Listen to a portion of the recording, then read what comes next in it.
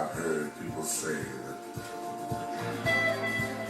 too much of anything is not good for you, baby. But I don't know about that. There's many times that we've loved and we've shared love and made love. It doesn't seem to me like it's enough. It's just not enough. It's just not enough.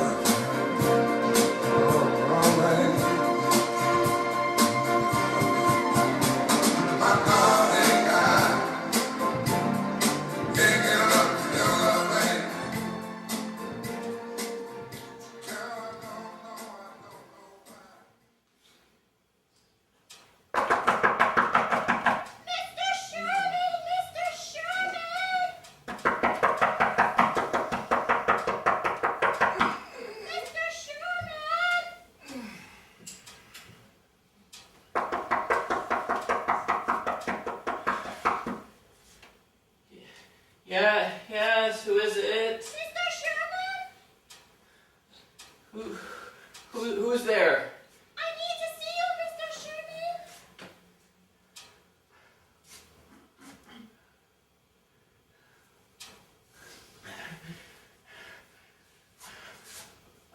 Who are you? What is it? You don't know me, but it's terribly important. It's very late. I never open my door to strangers at this hour. I'll only be a minute. Please, please. It's a matter of life and death.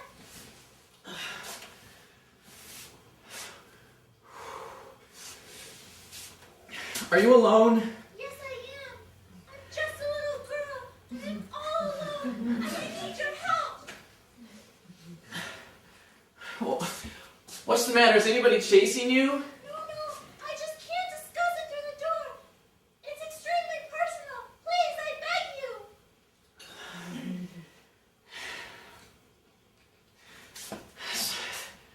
Swear to me you're alone. What did you say? Swear to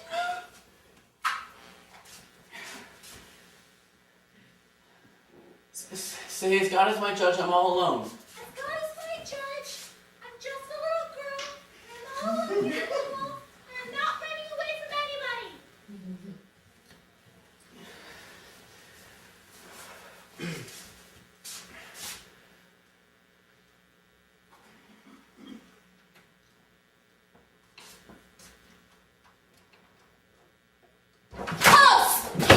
You rat big pansy!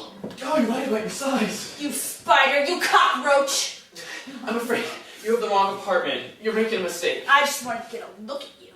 It's a mistake. Oh, well, you listen to her. Mistake. You didn't spy me from your window and call my landlord, huh? I don't know you. Well, figures. Any queer that peeps at girls like a dirty weasel wouldn't be man enough to admit it. You gain entry here under false pretenses. You have no right to come in here and... Was it fun? Did you wish you could do like the big boys were doing? I have no idea what you're talking about. I don't know what you're talking about. Come on, don't give me that. He told me. I know it was you, all right, Sherman. If you leave immediately, I won't call the police. Go ahead, call them. You told Gold you were gonna call him. You know you told him that, you slimy snail. You bedbug, you cockroach. Listen to me. No, you're lucky that I'm too refined to beat you up the way I feel. Will you listen to me? You're lucky I understand physical violence. Look, something's happened to you, What has happened is I've been thrown out of my room at 2 o'clock in the morning. You did that. That was an... You admit it. You called him, right? I don't have to admit anything. You know, I don't even know how you saw anything from this far away. You must have eyes like a vulture. How dare you do something like this? Why did you have to pick on me? You know, I took money from a couple of gentlemen. Did that hurt you? You must expect a certain number of people to respect the laws. It's what holds society together. Oh, 3 cheers for you. And I'm not society, huh? I don't have to get held together.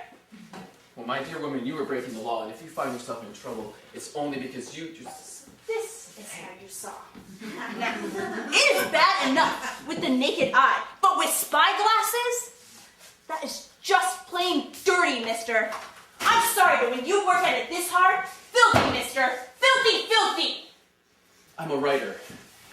And a writer as an observer, I have a right to these. You want me to tell you what you're full of? I wouldn't expect you to understand. You are nothing but a dirty, filthy, peeping Tom. What if you ever pulled on your window shade? I never pull down my window shade. I hate window shades.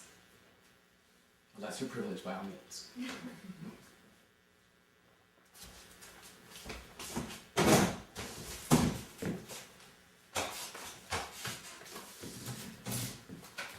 What are you doing?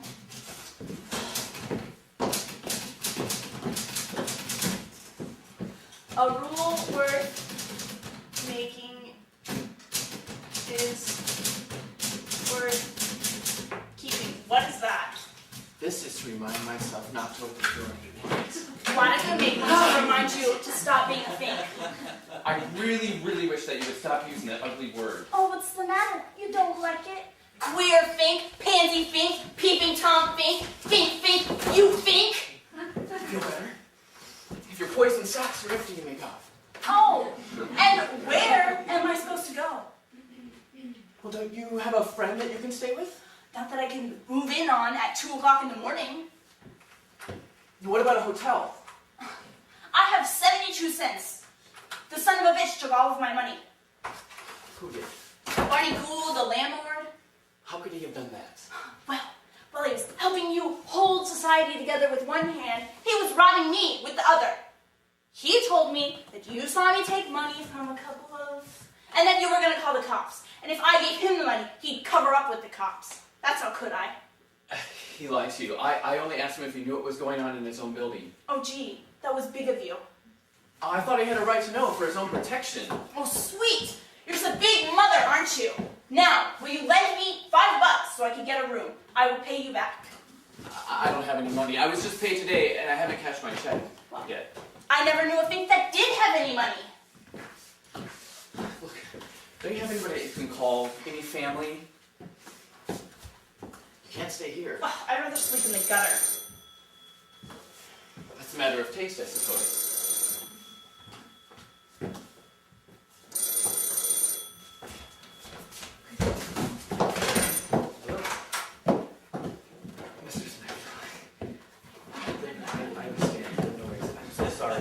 I know it's late. Mr. Smith, I have to go right now. I understand. Please. What do you think you're doing? You're not staying here. Give me a sheet and money for this couch. No! You're not staying here. Naturally, I'm staying. Where have I got to go? I thought you were looking forward to a night in the gutter. Just get me a blanket for the couch, will you please? And stop being so goddamn bitchy. Come on. Come on. Fine. You may stay the night. Thanks for nothing.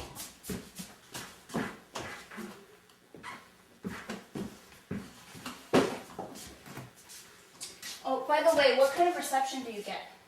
I wouldn't know. I've never had a television. Oh, that's right. You've got your spy glasses. By the way, how was I on the Late Late Show? Well, you're not planning on watching television at this hour, are you?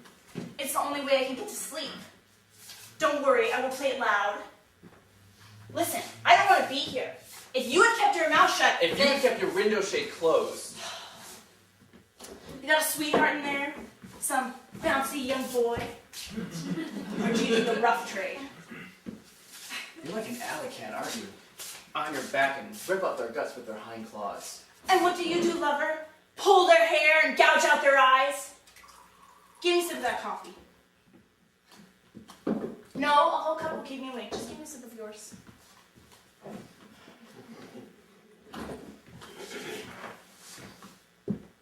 Did you ever write for television? No, thank you. Well, what kind of writer are you? Did I ever hear of you?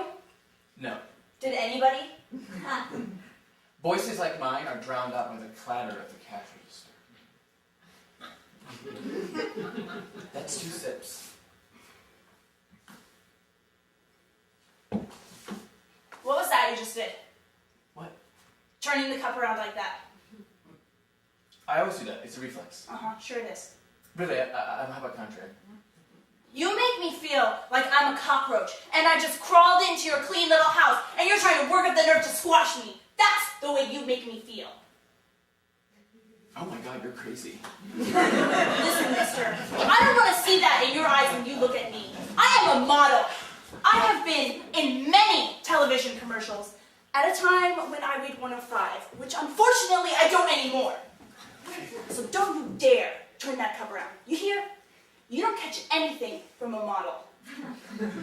I may turn a trick or two, but I am a model. Listen, you can't stay here. Can't you try the YWCA? With 72 cents, that Christian, the YWCA is not. Please, there's an old man.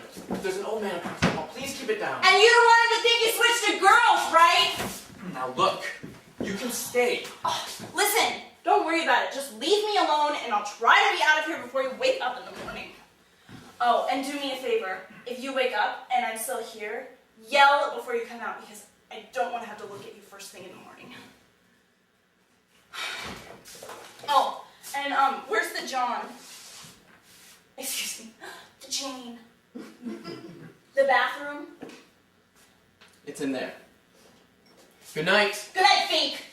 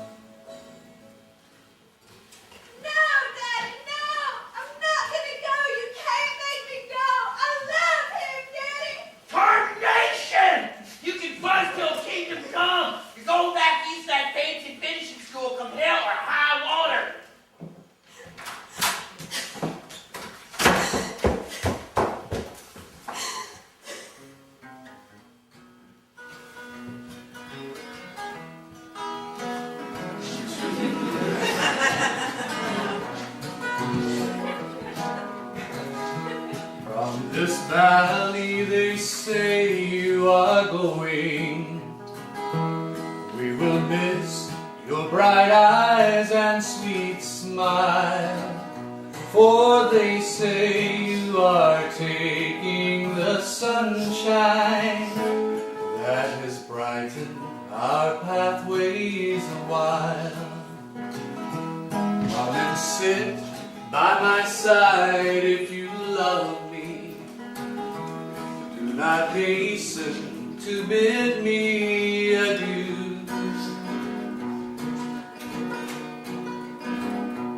When you're gone from this Red River Valley, this cowboy who loves you so true, they will bury me where you have wandered, in the hills where the daffodils grow. When you're gone from the Red River Valley, for I can't live without you, you know. Come and sit by my side if you love me. hasten to bid me adieu. Just remember the Red River Valley and the cowboy who loves you so true. Just remember the Red River Valley and the cowboy who loved you so true.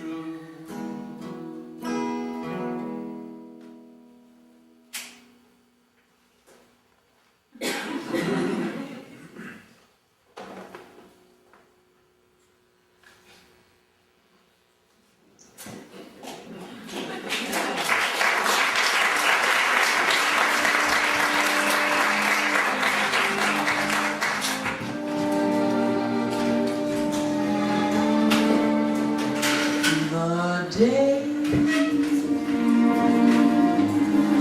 of wine and roses, laugh and run away,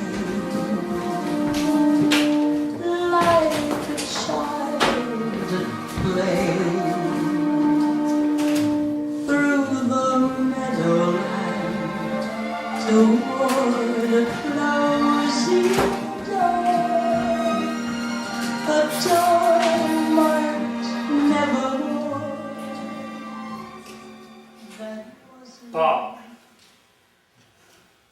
I can't, Bob. I can't do it. I'll send the woman from AA. Call Bellevue. I'm not coming to her anymore. I'm sober now and hope to stay that way. You tell her I'm ready to walk over broken bottles to get to her when she's ready to be helped. Rain or shine, sleet or snow. But she doesn't want help. She wants me. She wants to make a bum out of me again. She wants a drinking buddy. She wants...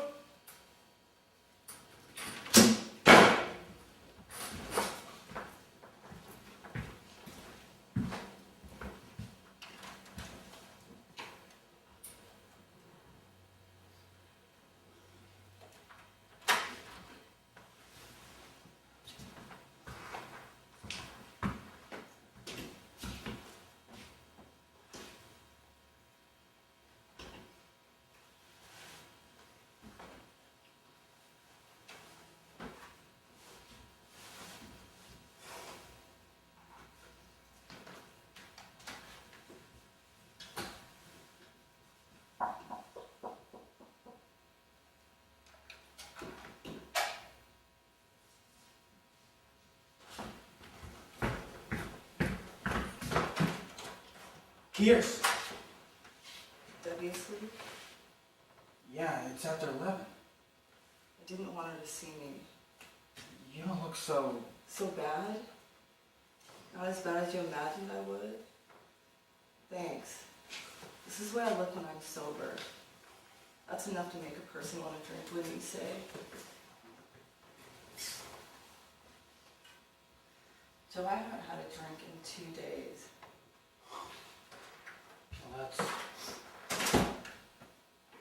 that's terrific. It wasn't easy. I thought I'd make myself deserve it, just a little. Sort of a penance, you might say. You'd be surprised how much fun you can have sober. Once you get the hang of it. And you've got the hang of it? Yeah, I think so. Believe me, it's the greatest. I want to come home. It's been a long road. A lot of detours. I can forgive you. And I can try to help you. But I don't know if I could take you back. I don't know if I could forget enough.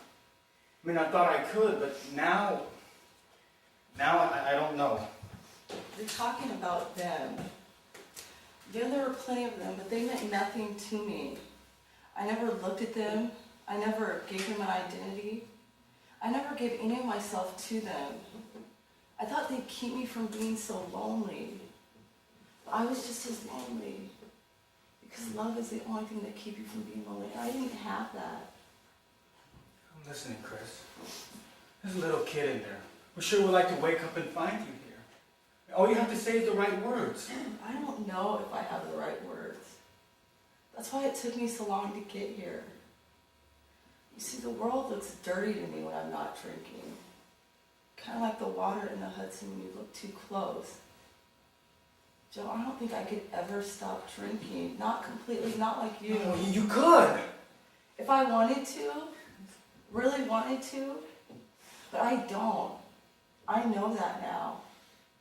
I want things to look prettier than they are. I know I could control if I had you to help me. I know I could. I know I could be all right if things were like they were and I wasn't so nervous. But I need to be loved, Joe. I get so lonely from not being loved. I can't stand it. I want to love you, Chris. But I'm afraid of you. I'm an alcoholic. I can't take a drink. But I'm afraid of what we do to each other. If you'd only say that you'd try. I know this sounds crazy, but I can't face the idea of never having another drink again. One day at a time. I can't. One day at a I time. can't. I mean, doesn't it impress you that I've been sober for almost a year? I'm delighted to be this way. That I'm working steady and feeling great. The Debbie and I were ready to move out of this dump into a decent place. And all because I'm sober. You're strong, Joe. That's why I know you could help me. If only we had it back like it was. Back like it! Do you remember how it really was, Chris? It was me, you, and the booze. A threesome. A threesome, remember? I mean, it was great while it lasted, don't get me We wrong. can have it back that way. I know we can. If only. You know, we if I could- take a drink with you, right? I'm not going to take a drink with you. That's finished. I wouldn't ask you to drink. I control myself. No, you can't control yourself. You're an alcoholic, same as I am. No! You and me were a couple of bums on the sea of booze in a leaky boat, and it sank. But I got something to hold on to keep me from going under. I'm not letting go. Not for you and not for anybody. If you want to grab on, grab on. There's only room for you and me. No threesome.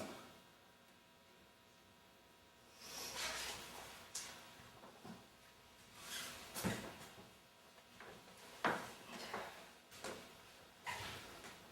can't get over how dirty everything looks.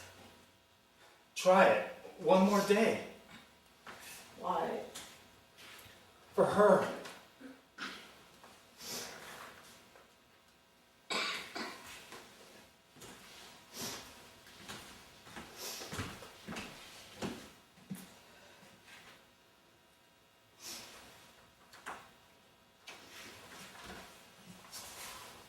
I'm afraid I'm not that unselfish, Joe.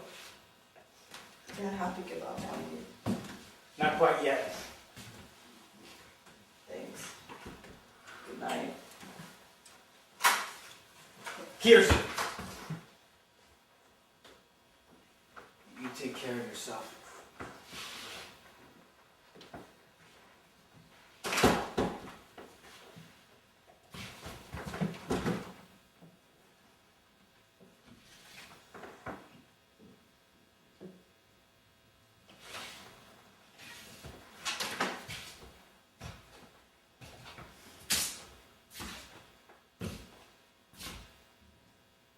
God, grant me the serenity to accept things I cannot change.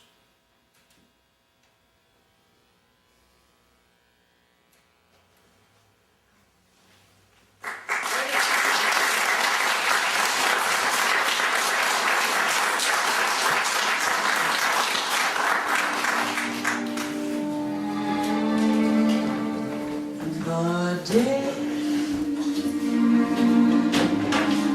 of wine and roses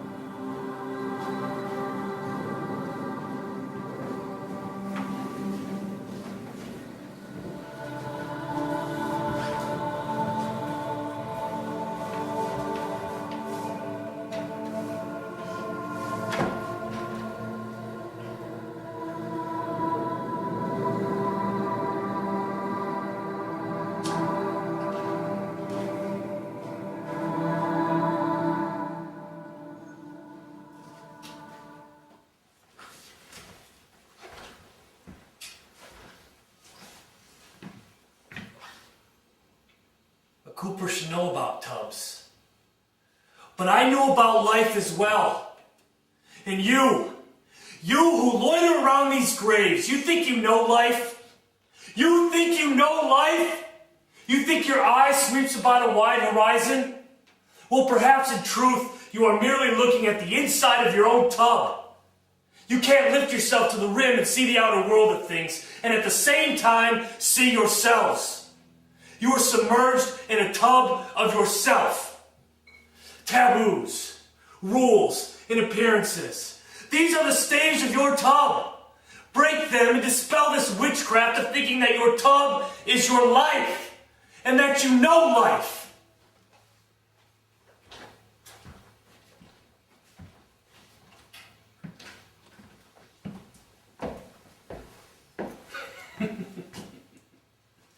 I wanted to go away to college, but rich old Aunt Persis wouldn't help me. So I made gardens and I raked lawns and I bought John all his books with my earnings. Toiled over the very means of life. Oh, I wanted to marry Delia Prickett, but how could I with what I earned? And there was Aunt Persis, more than 70, sitting half alive in a wheelchair. Her throat so paralyzed that when she swallowed, soup ran out of her mouth like a duck. A gourmand and investing her income in mortgages and fretting all the time about her notes and her rents and her papers. But on that day I was cutting wood for her and reading Proudhon in between when I went inside the house for a glass of water. Oh, there she sat, asleep in her chair. Lying on the table beside her was some chloroform she used sometimes for an aching tooth. I poured that chloroform on a handkerchief and I held it to her nose until she died. Oh, Delia, Delia, you and Proudhon steadied my hand. And the coroner said she died of a heart failure. I married Delia Prickett and I got all the money. A joke on you, Spoon River.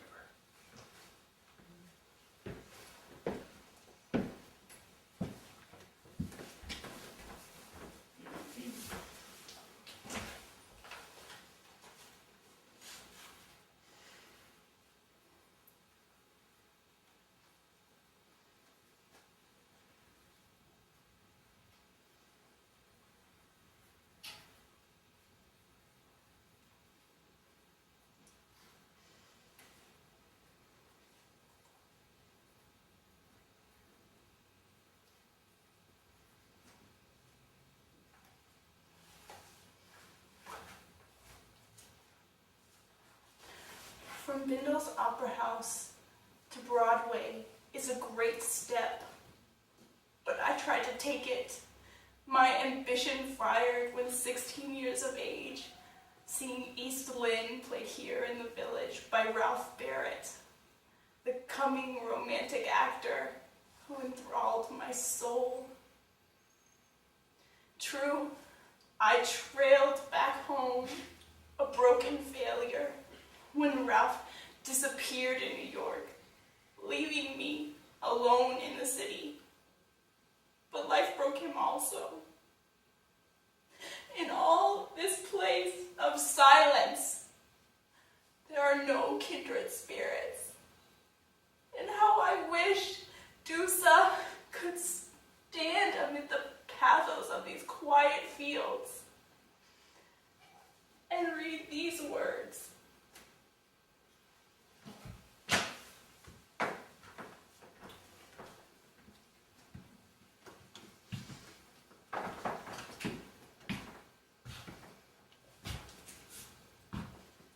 After I found religion and steadied down, they gave me a job in the canning works. And every morning I had to fill the tank in the yard with gasoline. That fed the blow fires in the sheds to heat the soldering irons. And I climbed a rickety ladder to do it, carrying buckets full of the stuff. One morning, as I stood there pouring, the air grew still and seemed to heave. And up I went as the tank exploded. And down I came with both legs broken and my eyes burned crisp as a couple of eggs. For someone had left a blow fire going and something set the flame into the tank. The district judge said whoever did it was a fellow servant of mine, and so Old Road Son did not have to pay me. I sat on the witness stand, as blind as Jack the Fiddler, saying over and over, I did not know him at all. I did not know him at all. I did not know him at all.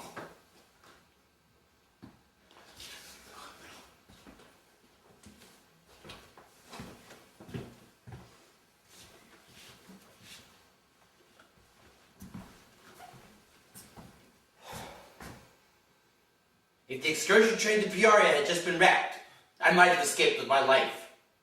Certainly I should have escaped this place. But as it burned as well, they mistook me for John Allen, who was sent to the Hebrew Cemetery in Chicago, and John Allen for I. So I lie here. It was bad enough to run a clothing store in this town, but to be buried here? Ugh!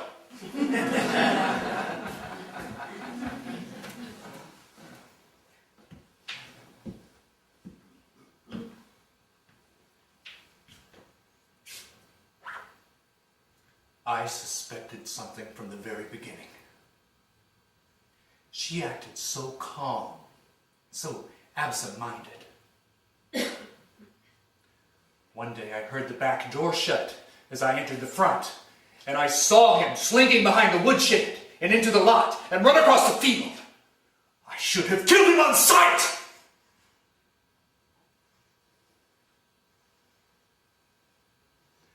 But that day, I walked near Fourth Bridge with no stick or stone at hand. Suddenly there he was, standing there, scared to death, with his rabbits in his hand. And all I could say was, don't. Don't. Don't. And he aimed and fired at my heart!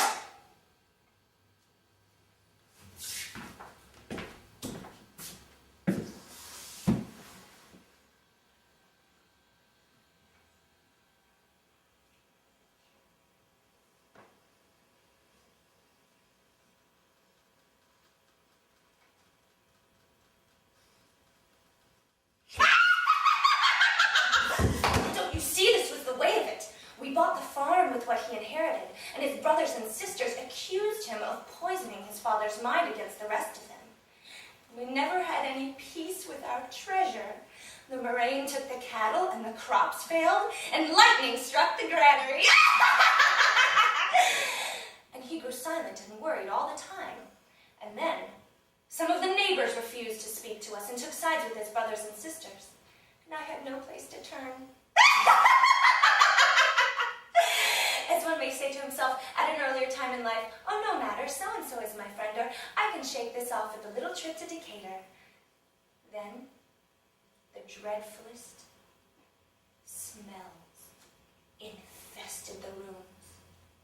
So I set fire to the beds, and the old witch house went up in a roar of flame as I danced in the yard with waving arms while he wept like a freezing steer.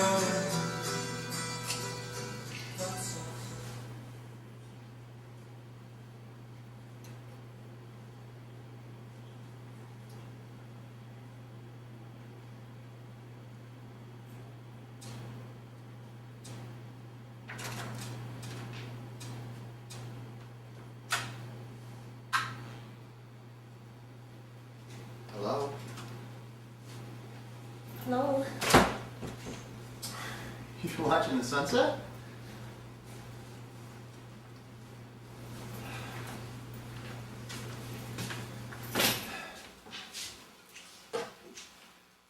Drink? Not at the moment, thank you. What a dreary conference. Went on all day, terribly fatiguing. Still, good work done, I think. That's something achieved.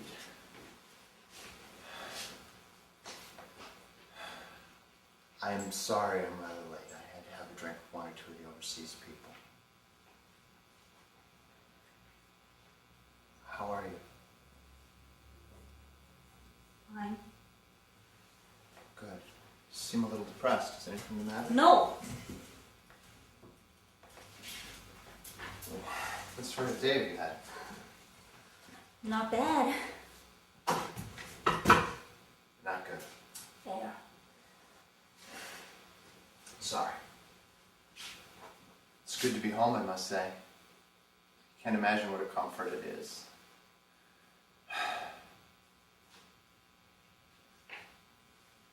Your lover come?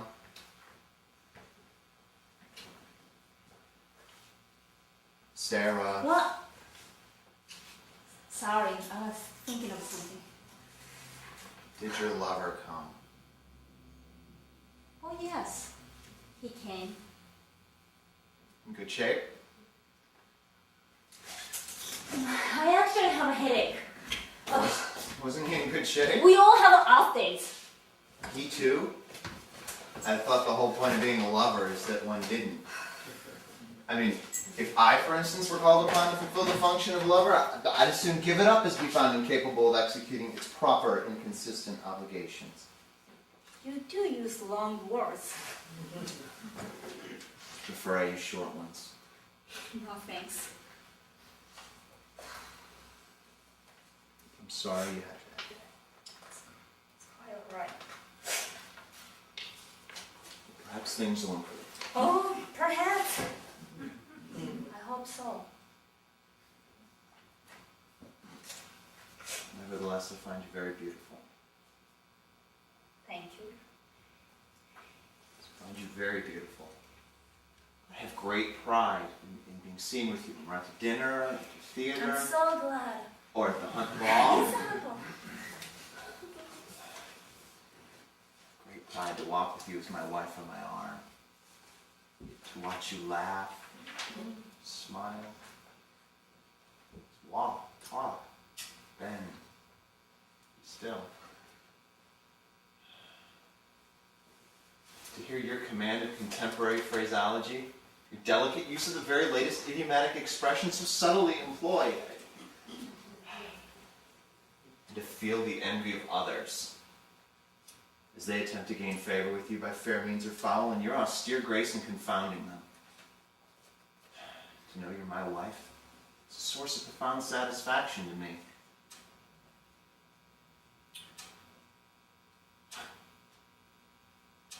What's for dinner? I haven't thought. Really, why not? I found the thought of dinner fatiguing. I prefer not to think about it. Well, that's rather unfortunate. I'm hungry. You hardly expect me to embark on dinner after a day sifting matters of high finance in the city. You know, one could even suggest you're falling down in your wifely duties. Oh, oh dear. Well, I must say, I rather suspected this would happen sooner or later. Huh? How's your whore? Splendid. 5-hour dinner. I beg your pardon?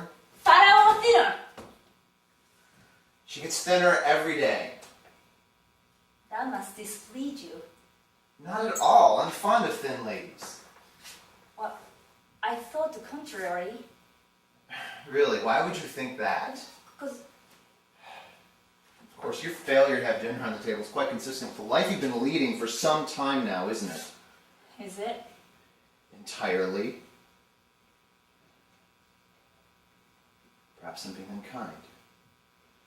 Am I being unkind? I don't know. Yes, I am. Traffic jam on the bridge just now. You see, I came to a decision.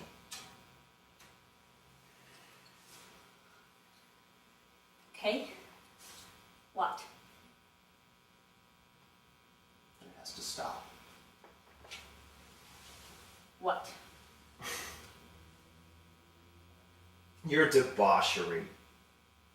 Your life of depravity. Your path of illegitimate lust.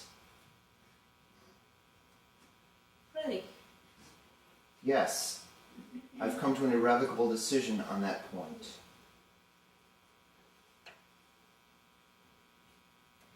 Would you like some cold ham? Do you understand me? No! I got something cold in the fridge. Too cold, I'm sure. The fact is, this is my house, and from today I forbid you to entertain your lover on these premises. This applies to any time of the day. Is that understood? I made a salad for you.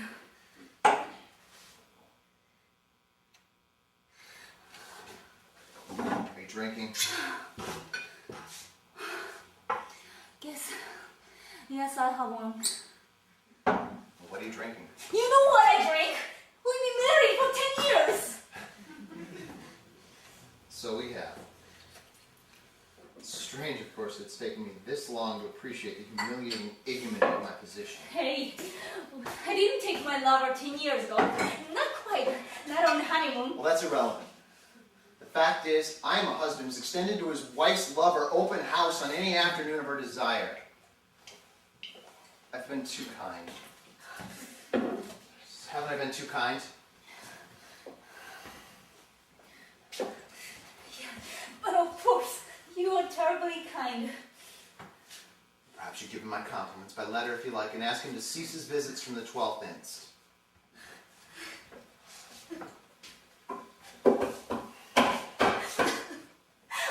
Why you talk like this? Huh? Why today? So suddenly? Oh yeah.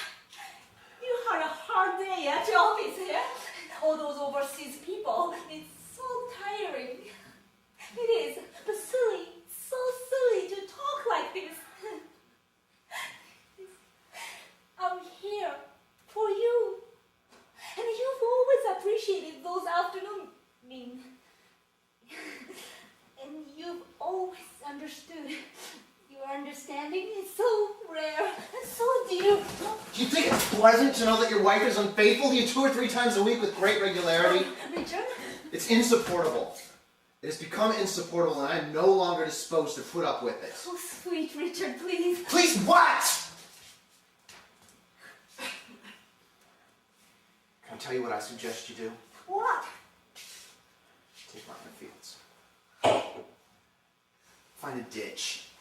Or slag heap, Take him, find a rubbish dump. Okay. Buy a canoe and find a stagnant pond. Anything, anywhere, but not my living room. I'm afraid it's not possible. Why not? I said it's not possible. If you want your lover so much, surely that's the obvious thing to do, because his entry to this house is now barred. I'm trying to be helpful, darling, because of my love for you. You can see that. If I catch him on these premises, I will kick his teeth out. You're mad. I'll kick his head in. What about you and dumb whore? Huh? Paid her off. Have you? Why? Because she was too bony. But you said, I thought he said, but you love me. Of course. Oh, yes, you love me. I mean, you know why him. You understand him, don't you? I mean, you know better than I do. Oh. Darling, listen. I do have a dinner for you. It's ready. I wasn't serious. It's beef à la bourguignon and hey, tomorrow we have chicken Caesar. Would you like that? Would you like that? Adulteress.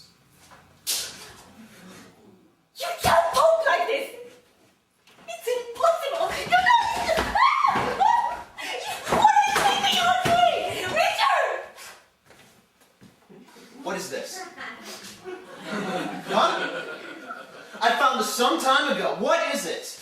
You know, What is it? you shouldn't touch that. It's in my house. Belongs either to me or to you or to another. No, it's nothing. I bought it in the jungle sale. It's nothing. What do you think it is? Put it back? Nothing. This, a drum in my cupboard. Put it back! Isn't by any chance anything to do with your illicit afternoons, is it? Not at all. Why should it? It is used. This is used, isn't it? Oh, I can guess. You guess nothing. Just give it to me. How do you use it, huh? How do you use it? You play it while I'm at the office? What function does this fulfill? It's not just an ornament, I take it. What do you do with this? You've no right to question me like this. No question of this kind. It was our regiment. Just please don't. Just don't. It was our regiment. I want to No, know. just don't. Do you both play it? You both play it together.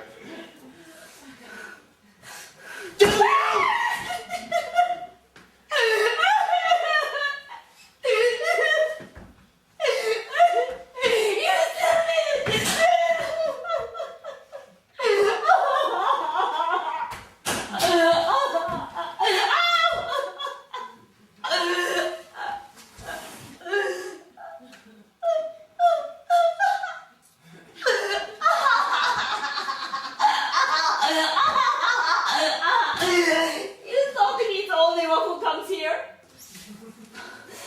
Do you? You thought he's the only one I entertain? Oh, don't be silly. I have other visitors all the time. I receive all the time. The afternoons when neither of you know, neither of you, I give them strawberries in season with cream. Strangers, total strangers, but not to me. Not while they're here. They come see my hollyhocks. And then after that, they stay for tea. Always, always. Is that still on?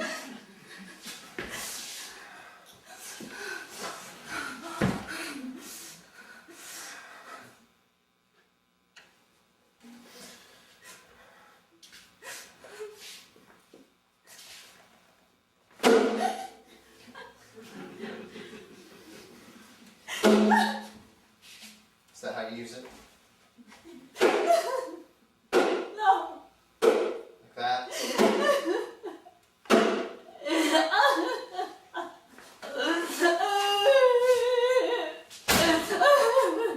What fun.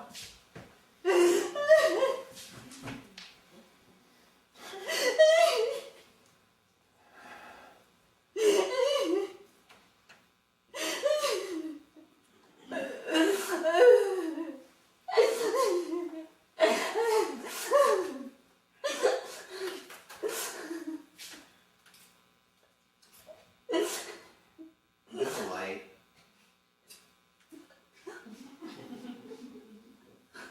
Got a light?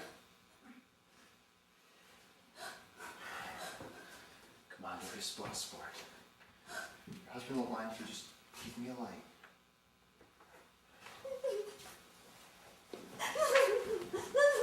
Why are you so such a lovely girl? Don't say that, please. Don't say that. Trapped, darling. All alone. Locked up.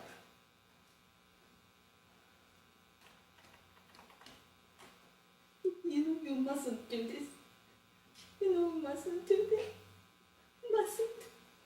No one knows we're here. You won't mind.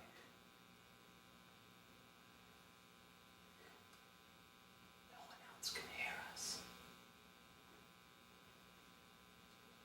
No one knows. Come on. This passport. Give us a light.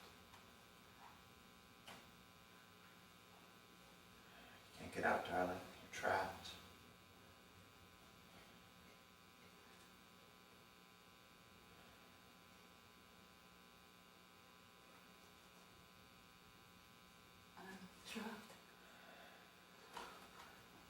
Trapped. My husband waiting. He expects me, but I can't get up because I'm trapped.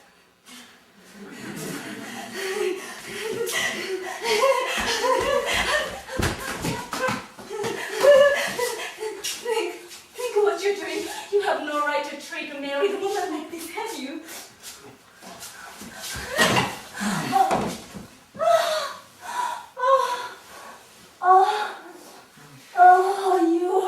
You are very forward. You really are. My husband don't mind. After all, think of my marriage. He adores me. Oh, darling, come here. Come down here. I'll explain to you. I'll whisper it to you. It's a whispering time, isn't it? Oh.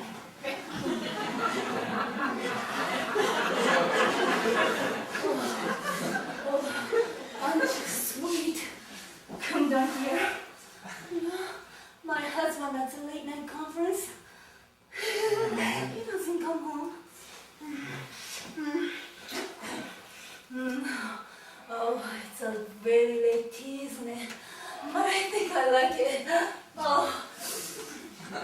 Hey, don't you wear something different usually, huh?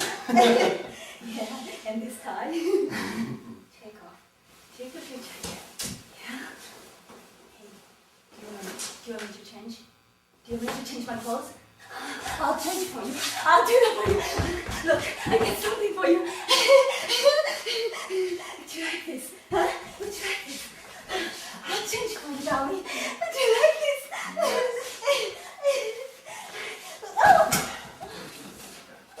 Change.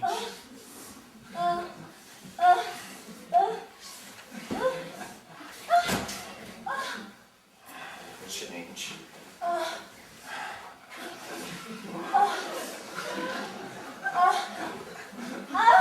Change your clothes, you lovely whore.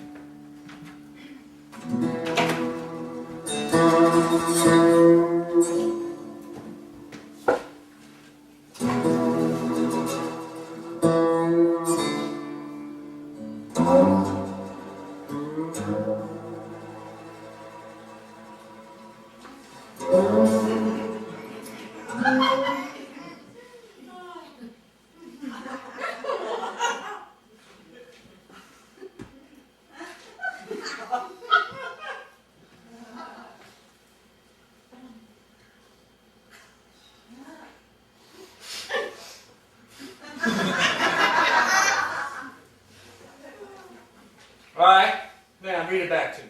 I'm not reading it back to you, Lee. You can read it when we're finished. I can't spend all night on this. Well, you got better things to do. Let's just go ahead now. What happens when he leaves Texas? Is he ready to leave Texas? I didn't know we'd gotten that far along. He's not ready to leave Texas. He's right at the border. No! See, this is one of the most crucial parts right here. Now, you can't go rushing through this. He's not right at the border. He's a good 50 miles from the border. A lot can happen in 50 miles. Lee, it's only an outline. We're not writing an entire script now. You can't go leaving it out even if it is an outline. It's one of the most important parts. You can't go leaving it out. Okay, let's just get it done.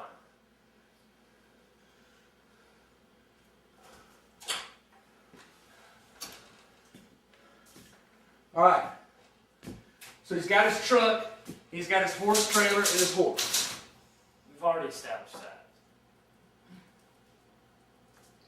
and he sees another guy coming up from behind him in another truck. And that truck's pulling a gooseneck. What's a gooseneck? Cattle trailer. You know, the kind with the gooseneck. Goes right down the bed of the pickup. Oh. All right. It's important. Yeah, got it.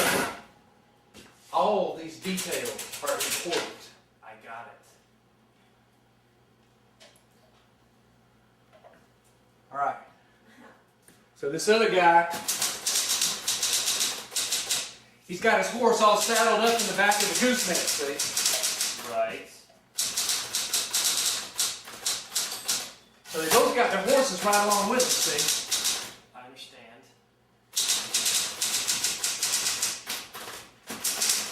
And this first guy suddenly realizes two things. Guy in front? Right, the guy in front suddenly realizes two things almost at the same time. Simultaneous. And what were the two things? Number one, that the guy behind him is the husband of the woman he's been.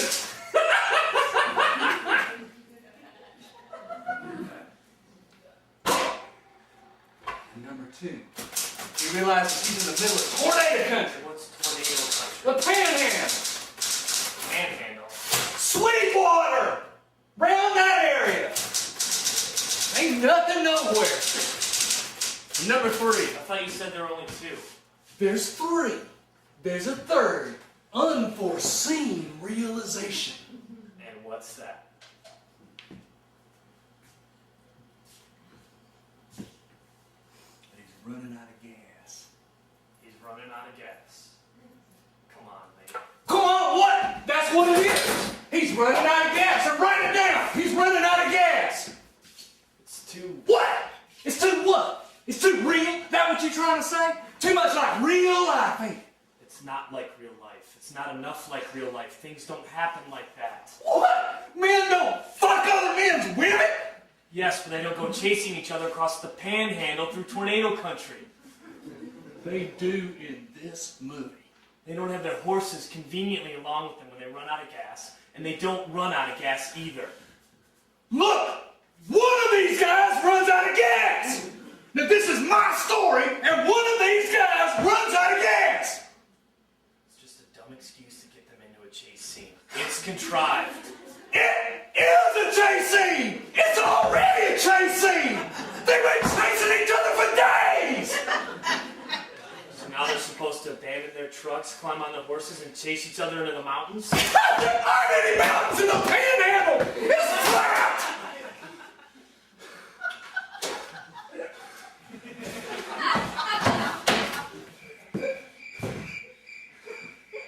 God damn these crickets! Shut the fuck up out there!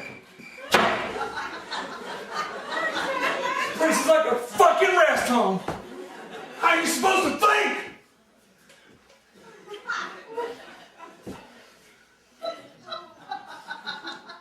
You want to take a break? No, I don't want to take a break. Now I want to get this done. This is my last chance to get this done. Take it easy.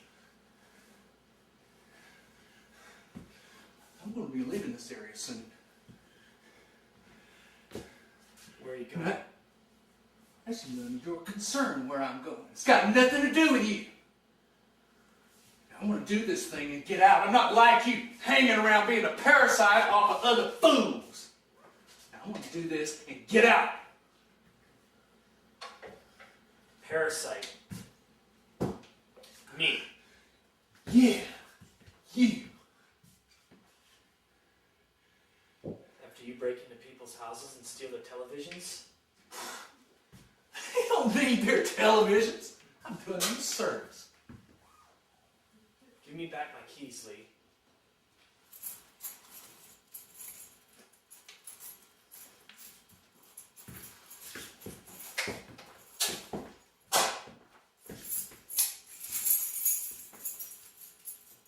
Not until you write this thing. You're going to write this thing.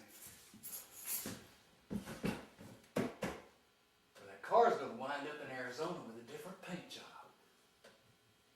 Think you can afford force me to write this? I'm doing you a favor. Whoa! Get off your high horse. Favor. Big favor. Handing down the favors from the mountaintop. Let's just write it, okay? Let's just sit down and not get upset and see if we can get through this.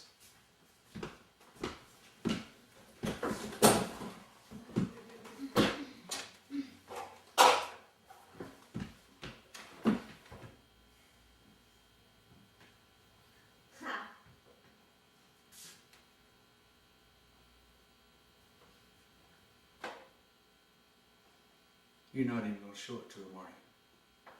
What? This outline. You got no intention of showing it to him. You're just doing this because you're afraid of me. You can show it to him yourself. I will, boy. I'll show it to him on the golf course. I'm not afraid of you either. Then why are you doing it? So I can get my keys back.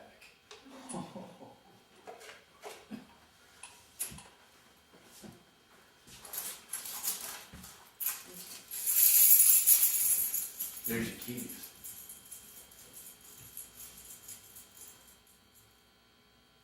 Go on. All right. Here's your keys.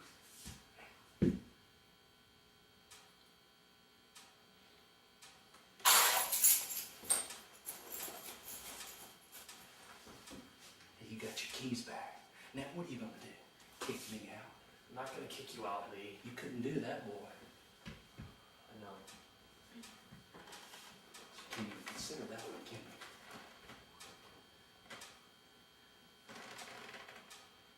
you? You could call the police. That'd be the obvious thing. You're my brother. What difference does that make? You go down to the LA Police Department, you ask them what kind of people kill each other the most. What do you think they'd say? Who said anything about killing? Family people, brothers, brothers-in-law, cousins, real all-American type people. They kill each other in the heat mostly. And smugglers, the brush fire season, right about this time of year.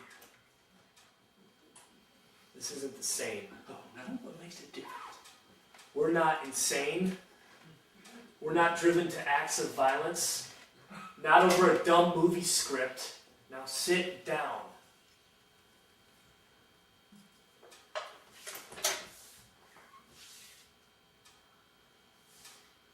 Maybe not.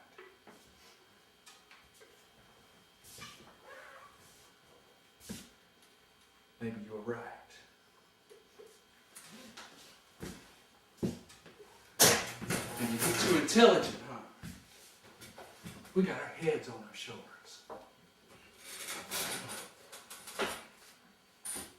One of us got an Ivy League diploma. Now that means something, don't it? Don't that mean something? Look, I'll write this thing for you, Lee. I don't mind writing it. I just don't want to get all worked up about it, okay? It's not worth it. Now come on, let's just get through it. Nah. There's easier money. Lots of places I can make thousands, maybe millions. I don't need this shit!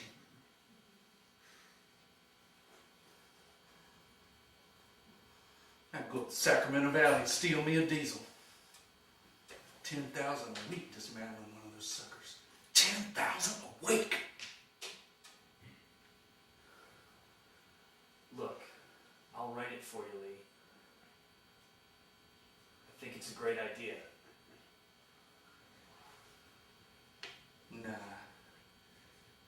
You got your work to do. I don't want to interfere with your life.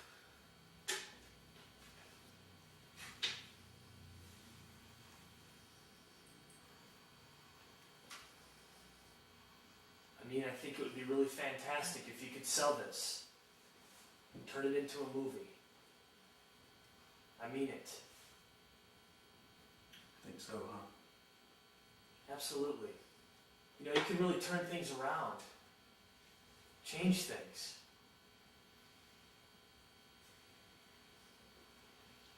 Give me a house, maybe. Yeah, you could get a house. You could get a whole ranch if you wanted to. A ranch. get a ranch, huh? Of course you could. You know how much a screenplay sells for nowadays? Sell for A lot. A whole lot of money. thousands, Yeah, thousands. millions. Well, We could get the old man out of hock then. maybe. Maybe. What do you mean, maybe? I mean, it might take a little bit more than money. You said it could change my whole life around. Why can't it change his? He's different. Oh, he's of a different ilk, huh? Lee, the old man's not going to change. Let's leave him out of this. That's right. He's not going to change. But I will. I just turn myself right inside out. I could be just like you there. Sitting around dreaming stuff up. Getting paid to dream stuff up. Riding back and forth on the freeway just dreaming my fool head off. It's not all that easy, you know. It's not, huh? No, there's a lot of work involved. Well, what's the toughest part? Deciding whether to play tennis or jog. Well, look, you can stay here, do whatever you want. Borrow the car, come in and out. I don't care. It's not my house. I'll help you write this thing or not. Just tell me what you want to do. You tell me. Oh, so suddenly you're at my service, is that it? What do you want to do, Lee?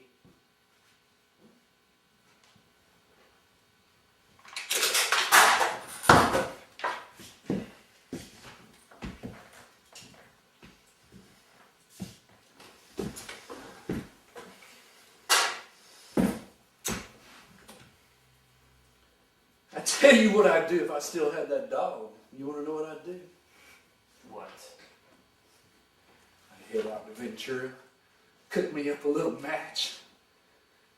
God, that little dog could bear down. There's a lot of money in dog fighting.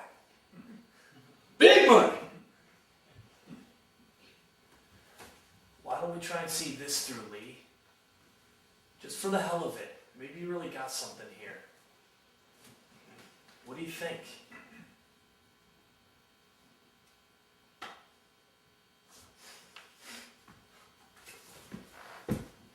No harm in trying, I guess. Besides, I always wondered what it'd be like to be you. You did? Yeah. I used to picture you on some college campus, and armload of books and blondes chasing after you. Blondes. That's funny. What's so funny about that? Because I always used to picture you somewhere. Where'd you picture me? Different places. Adventures. You're always on some adventure. Yeah. Yeah, and I used to say to myself, Lee's got it all figured out. He's out there in the world, and here I am. You know, what am I doing? You were setting yourself up for something. I guess.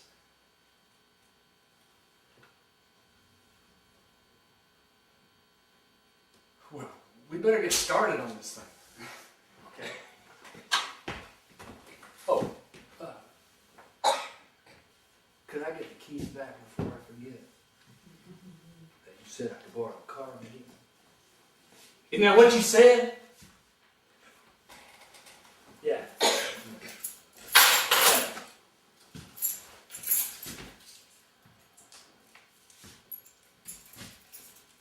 I could get a ranch, huh? Yeah, we have to write it first, though. Okay. That's right. Okay. All right.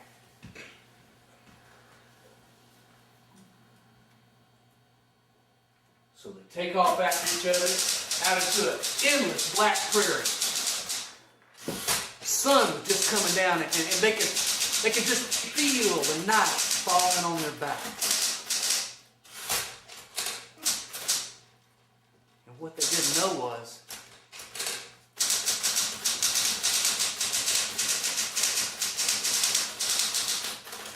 Each one of them's afraid, see? Each one of them thought that he's the only one that's afraid. And they keep on riding like that, straight into the night, not knowing. And the one that's doing the chasing, he doesn't know where the other one's taking him. And the one that's being chased, he doesn't know where he's going.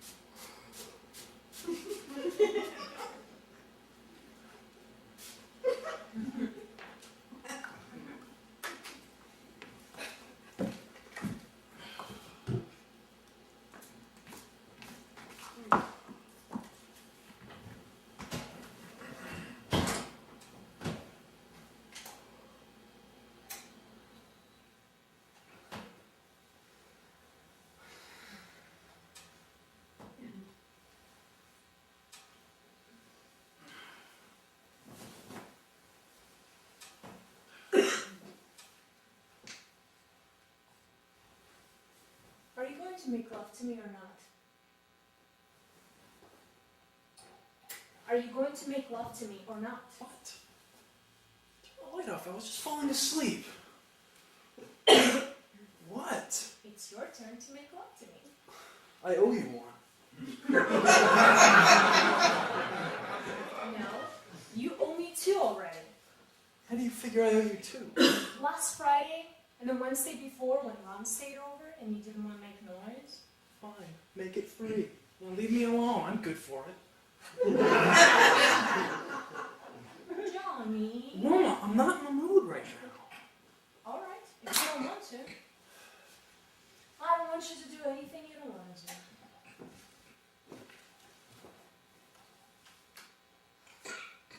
Don't you ever touch me again.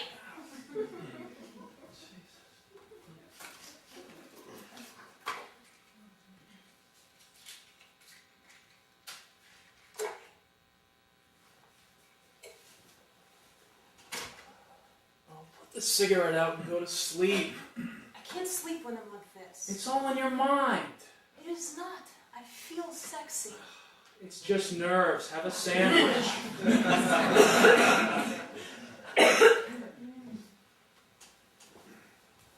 Oh, Wilma, cut it out. In the morning, okay? In the morning. I'm not interested in the morning. It's not romantic in the morning. It's romantic now. Yeah, well, to me, it's work. Johnny, when I owe you, you pick the time. But you owe me, so I pick now. Are you kidding? I never pick the time. Last night we were driving home from Jersey, and I have to pull off the Pulaski Skyway and get something going, and you said no. I'm a married woman with 2 children. I'm not going to make love in the backseat of a Volkswagen. Well, then don't complain to me anymore about a lack of variety. Johnny, it's Saturday night. We haven't made love in 10 days. If we're not going to do it tonight, there's going to be a lot of pressure on us to catch up. I had an unusually upsetting week. I got dizzy at a meeting on Wednesday. I didn't want to go out tonight because it was too hot. I felt flushed at the party. Physically and emotionally exhausted. Mm-hmm. You're beginning to sound exactly like my mother, complaining to my father. Yeah, well, you're beginning to sound exactly like my father making sexual demands on my mother. It's okay with me if he's the sexy one in your family. I'm sexier than you'll ever be. Yeah? And why are you hoarding it? Maybe if you didn't nag me about it, I wouldn't. Nag? I have done everything but nag. I suggested, implied, rub against you while passing, worn provocative nightgowns, perfume my underwear. I tried to reach you every subtle way, except showing you stag films. You know, Wilma, I really get the feeling you're trying to make my virility look impotent. Well, when did that feeling first hit you? The day I married you, I was dynamite with other women. Oh, well, sure, they're just lucky to be there, with the holder of the world's championship 3-second record in intercourse. Oh, out of all the women in the world, I have to marry an equal-time orgasm fanatic. You read a couple of ladies' home journals and all you can think is, me too! And why not me too? Look, stop trying to castrate me. There's too much man here. You and your me too's and your cockamamie career. No, me and the children weren't enough for you. No, you needed creative fulfillment to give meaning to your existence. You could have managed very well on one salary. So quit your job. You really want to take over, don't you? Don't think I haven't noticed the new wardrobes with all the pants and the ties and the suits and this butch haircut. Butch? I'm more feminine than you'll ever be. You want to know how feminine you are? Whenever we go out, I light your cigarette. I hold your chair. I rise when you come back from the little girl's room so you can go, waiter, check! Then I look for a cab in a snowstorm while you stand under an awning because you don't want to get your hair wet or your feet are cold. But if I don't get a cab in a couple minutes, you're right out there yelling, taxi! Ever I try to treat you like a lady, you would spawn like Rocky Graziano. Oh, shit. All I want is a little tenderness. Look who wants tenderness. This locker room mouth. You better decide whether you want to be a man or a woman and then talk to me about tenderness, Wilma. Or is it Willie? You know what? You decide for yourself what you want to be first, and I'll be what's left. You think you're so masculine? Whenever we have a problem, you roll over and you go to sleep. Or you go out and get drunk with boys. Or trying to act rough with me. Well, I got a flash for you. Those tough Marine drill sergeants are the biggest fags in the world. Watch what you say about the Corps. Okay. They're the biggest latent fags in the world. They're not real men. A real man is sweet and gentle and sensitive and warm and kind and loving. And what's a real woman? Huh? A real woman is brave and strong and... And what? Well, she's brave and strong in certain situations, like when her husband is tough towards her. Then she has to be tough towards him. But otherwise, woman should be worshipped and admired and put up on a pedestal. But then she should have a freedom to come down off the pedestal because she wants to be independent. But then she could go back up on her pedestal because she's not a slave anymore and because she wants to be taken care of. Well, excuse me, is that taken care of up on the pedestal or down off the pedestal? I don't even know what a woman is. I don't see the difference between us anymore. Well, I'll tell you what. Next week for your birthday, I'll take you downtown for some hormone shots. What you need is a major transplant. You want to know why you're so confused? Because you forgot that I'm the man and you're just the woman, and that the man is the boss. You said so yourself when we got married. I was just humoring you. What I said, if it was so important to you, I would let you be the boss. What do you mean, let me be the boss? I am the boss. Don't be juvenile. There is no boss. I am the boss, and you know it. There is no boss! And that's final. I don't want to hear another word about it. We're equal. Oh, we're equal, huh? Yes, we're equal. Let's see how equal we are. Come on. Come on, equal. Let's go a couple rounds, equal. Stop Come it. on. Come on. Stop it. Get it out. Come on, jerk. Come on. Let go of me. Huh? Ow! Well, Stop it. why don't you let yourself go, equal? Who's the boss? There is no boss. Who's Ow! the boss? I am. Who's the boss? Ow. Stop it. You're gonna wake up the children. Who's the boss? You can torture me. I won't say it. Who's the boss? You are. And who won? You did. Shithead! You know, that doesn't bother me. Because the fight's all over, and I have won. So be a good little loser and go to bed. Good night, loser.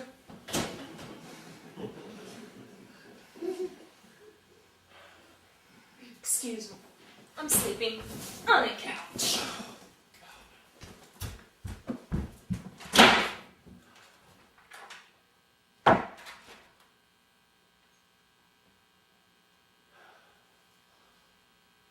I'm not happy, John. Say you're sorry. Get your ass in here. All right, I'll sleep in here. But as far as I'm concerned, we are estranged, so you can just forget that we're married.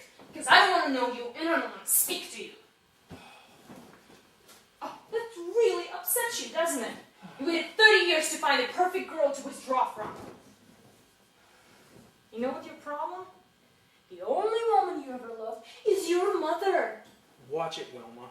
Yeah, that's true, John. But it seems to me if you're so frightened of being castrated, you should go back to the original source of your fear and work it out with her. Yeah. And then you and your father should make a special call on your grandmother. Don't bring me your old business. Boy, I'm sick and tired of being well-adjusted one around here. Yeah. I don't think the transfer would take. That's it. That's it. It's over, Wilma, and you blew it. You blew it. And you want to know why? Because you're a real sicko. You and your Reader's Digest psychology. A real sicko. Where do you think you're going? Away from your mouth. No, you don't. Try and stop me. Come on, John. Keep away from me. Please. Keep away from me. Was it something I said? Please, let's work it out. I'm really upset. Go on your little girl act. You're a rock and you know it. Get out of my house! Don't worry, you do it. Get out! I'm going!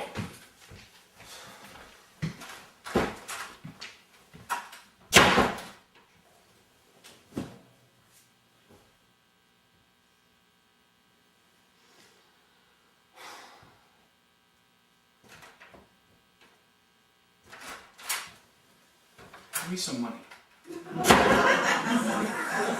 You're not getting it. You're not getting it. You had $40 on me today. And I paid for the food. You're supposed to pay for the food. Oh, I don't care.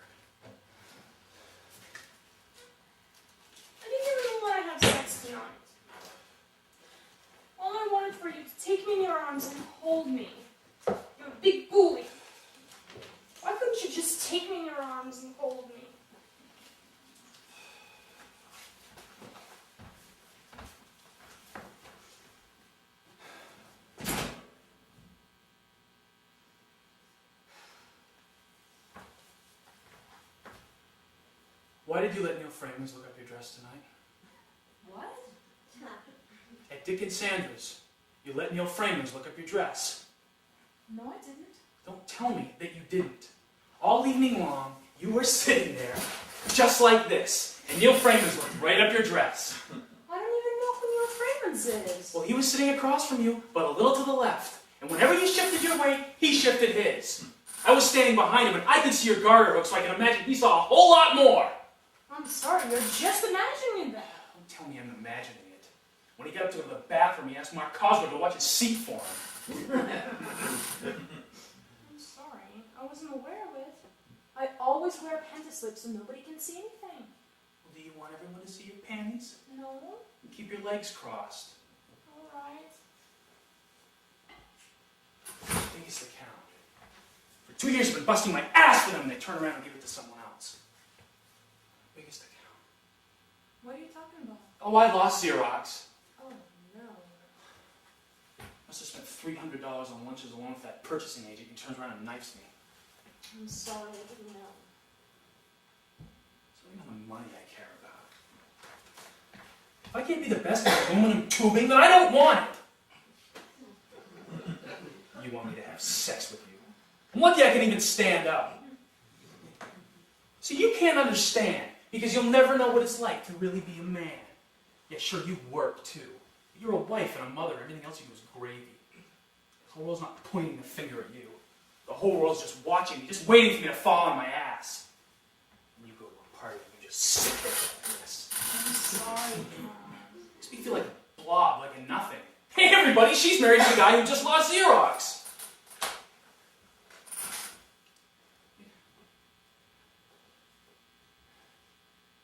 You used to take care of me. You used to adore me. You used to make me Valentine's. You used to give me a bath. And you loved it. You gave me the ammunition to go out there and be a man. Well, now I gotta do it all by myself, Wilma. And I gotta tell you, it's hard. It's really hard. I'm sorry. I'll try to be more sensitive. I had no idea your sex drive was so dependent on your sales volume.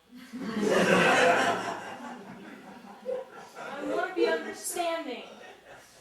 But you frighten me. You tell me I'm not feminine. I am feminine, John. I am. Aren't I? Just keep your legs crossed. I'm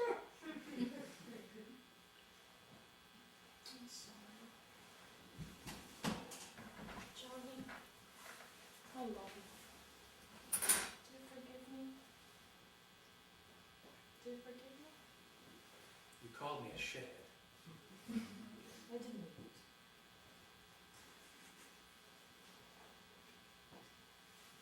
Who's the man? You are. And who's the woman? Me. And who's the boss? I really think you should give that up. It's really a baby thing. Wilma, ever since the beginning of time, the woman has stayed home with the chores and the children, and the man has gone out contented with the elements and hunted the buffalo. And he'd bring the buffalo home and the woman would prepare it. It's just the way it's always been. John, I hate to tell you this, but the buffalo are gone. There are no more buffalo. I don't mind that you're smarter than me about certain things. That you make wittier remarks than I do. And that a lot of times you have more imagination. But if you want me to have a happy marriage, and you want to be my friend, you're going to have to admit to me that the man is the stronger one and surrender. I'll be your king of the jungle, and as king, I will rule tenderly. But I cannot rule tenderly unless you surrender to me first. Okay, I surrender. Now make up with me. Isn't he adorable? Look at that $1 million face. You're my big, strong tiger king, what I love. And I'm your little surrender teddy bear, what you love, huh? Huh? Come on, give me a woof. Come on, give me a woof.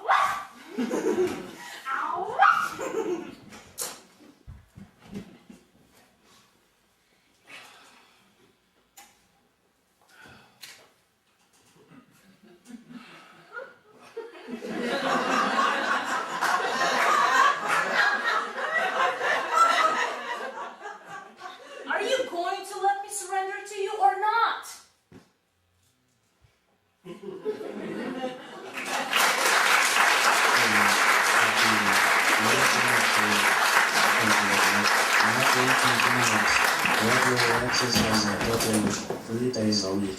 Getting on better with your associate employee contemporaries. That is, eating well, no more microwave dinners and saturated fats. A patient better driver, a safer car, baby smiling in backseat. Sleeping well, no bad dreams, no paranoia. Careful with all animals, never washing spiders, done not wear gold. Keep in contact with old friends, enjoy a drink now and then. Will frequently check credit, moral, bank, open wall, favors for favors, fond but not immoral. Charity standing orders, on Sundays meeting old supermarket. No killing mobs, or killing on the hands, car wash, also on Sundays. No longer afraid of the dark, only the shadows and feet. So ridiculously teenage and desperate nothing, so childish. At a better pace, slower, more calculated, no chance of escape. Now self-employed, concerned, but powerless. Intolerant.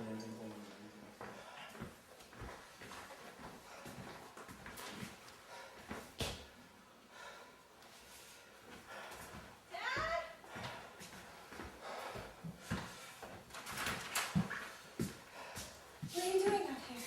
Working. It's December. It's 30 degrees. No. Well, don't you need a coat? Do you think I can make that assessment for myself? Are you cold? Of course I am. I'm freezing my ass off. So what are you doing out here? Thinking. Writing. You're gonna freeze. It's too hot in the house. The radiators dry out the air. Also the clanking. I can't concentrate. You know, if the house went so old, we'd have central air heating, but we don't. So I have to come out here and get work done.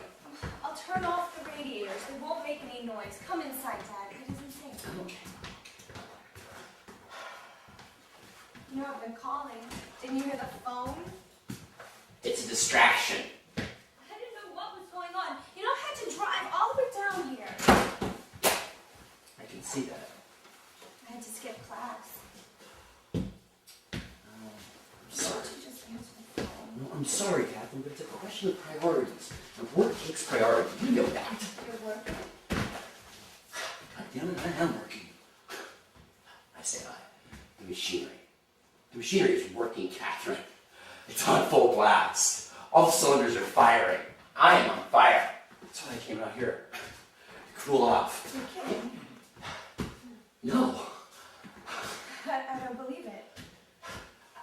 You know, I don't believe it either, but it's true. It started a week ago.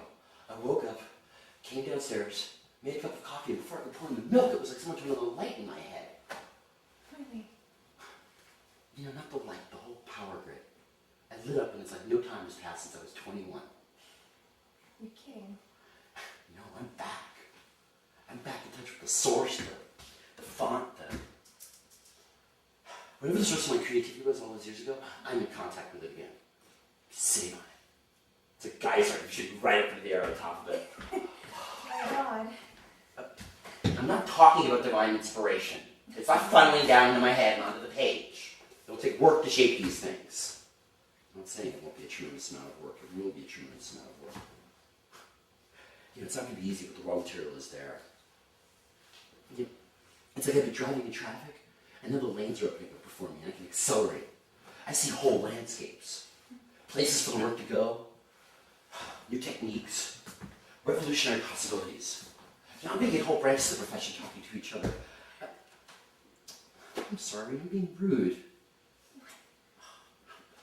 How's school? Fine. You're working hard? Sure. Faculty treating you all right? Yes. Made any friends? Of course. Dad, I really want to... Dating? Dad, hold on. No details necessary if you don't want to provide them. I'm just interested. Dad, school's great. I want to talk about what you were doing. Great. Let's talk. This work. Yes. Is it here? Part of it, yes. Can I see it? It's all at a very early stage. Oh, I don't mind. I mean, nothing's actually complete, to be honest. It's all in progress. I think we're talking years. That's okay. I don't care. Just let me see anything. You really want to? Well, yes. You're genuinely interested. Dad, of course. course. It's your field. Yes. Do you know how happy that makes me? Yes. I think there's enough here to keep me working for the rest of my life. You know, not just me. You know, I was starting to imagine I was finished. I mean, really finished. I mean, don't get me wrong. I was grateful. I could go to my office, have a life. But secretly, I was terrified I'd never work again. Did you know that? I wondered. I was absolutely fucking terrified. But then I remembered something, part of the terror went away. I remembered you. Your creative years were just beginning. You'd get your degree, do your own work. You were just getting started. If you hadn't gone to math, that would have been all right. Claire's done well for herself. I'm satisfied with her. I'm proud of you. I don't mean to embarrass you. It's part of the reason we have children. We hope they'll survive us, accomplish what we can. You know, now that I'm back in the game, though, I think I have a better idea. Well, what? Well, I know you've got your own work to do. You can't neglect that. I don't want you to neglect it. But I could probably use some help. Work with me if you want to. I mean, if you can work it out with your class schedule and everything else, you know, I can help you with that. Make some calls, talk to your teachers. I'm getting ahead of myself. Oh, Jesus, look, enough bullshit. You asked to see something, right? Okay, let's start with this. I've roughed something out. General outline for a proof. Major result. Important. I mean, it's not finished yet, but you can see where it's going. Let's see.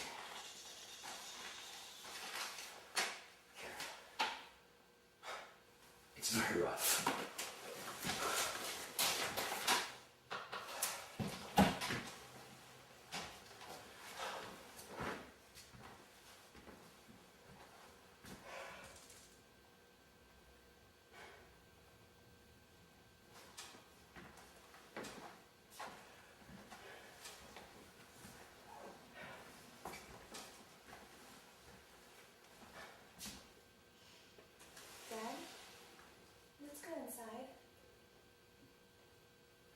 You know, the caps might make it hard to follow. We could talk it through.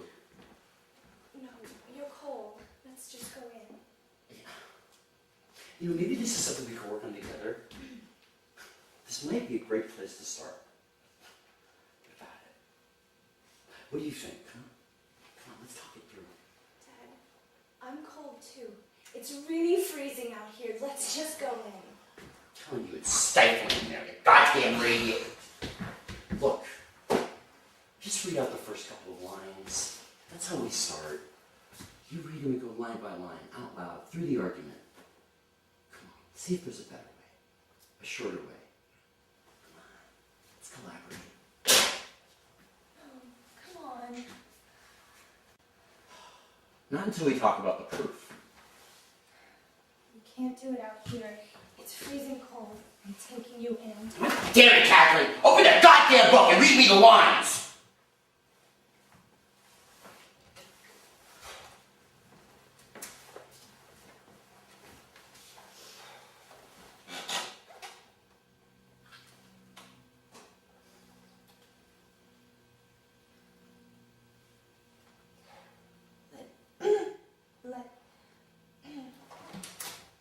Let x equal the quantity of all quantities of x. Let x equal the cold. It is cold in December. The months of cold equal November through February. There are 4 months of cold and 4 of heat, leaving 4 months of indeterminate temperature. In February, it snows. In March, the lake is a lake of ice. In September, the students come back and the bookstores are full. Let x equal the number of full bookstores. The number of books approaches infinity as the number of months of cold approaches 4. I will never be as cold now as I will in the future. The future of cold is infinite. The future of heat is the future of cold. The bookstores are infinite and so are never full except in September.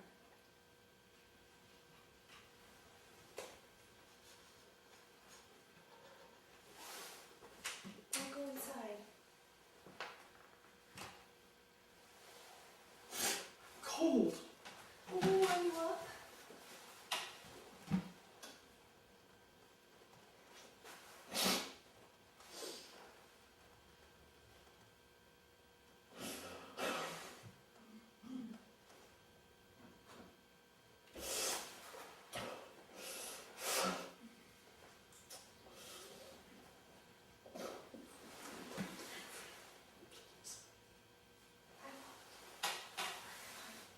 Let's go inside.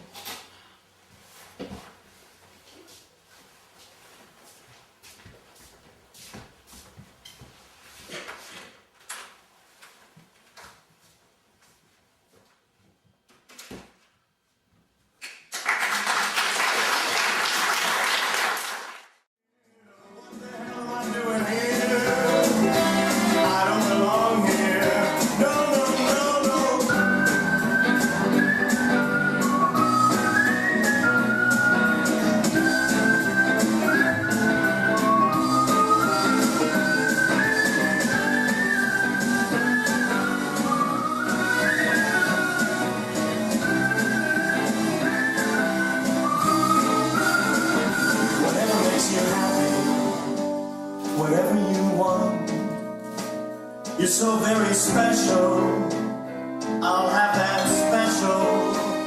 But I'm a creep. I'm a weirdo. What the heck am I doing here? I don't belong here. Christ, I hate weddings.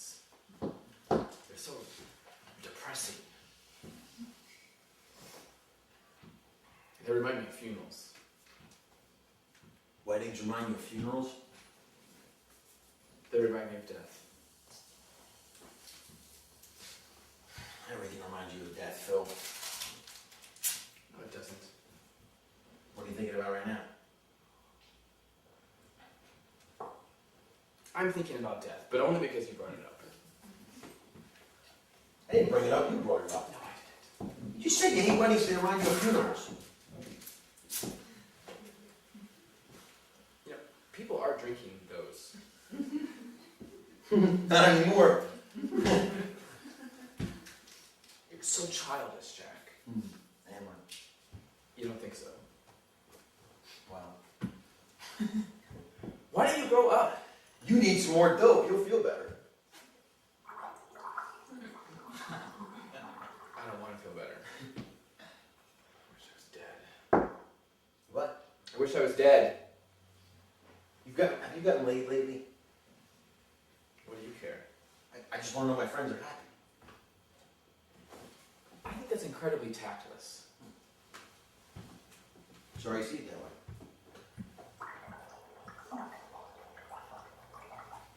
So you haven't gotten laid, huh? You're so curious. Yes, I have gotten laid. Is that okay? Yeah, that's fine.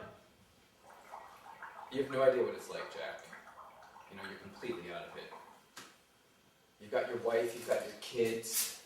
You've got stability. You don't have to crawl through the gutter to get regular sex. When I think of some of the things that I've done, it makes me feel sick. Like what? Oh, please. No, I mean like what things? No, I'm not here to provide you with titillation. There you are. You just don't know it yet. Oh look. Old Earth Mother. Hi honey. We're fine. We're dandy. She's plastered. One drink and she's ready for a pearl diving without a loincloth. You know, she won't have booze in the house. She thinks Jason's gonna have a bunch of buddies over for an afternoon nursery mixer. And get this one, she disconnected the VCR.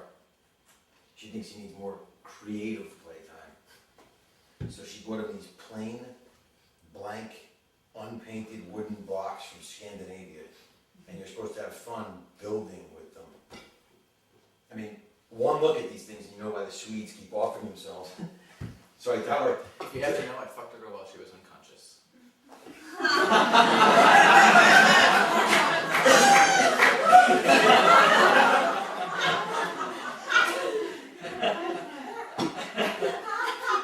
beg pardon? You want to know, so I'm telling you. You fucked the girl while she was unconscious. Yes.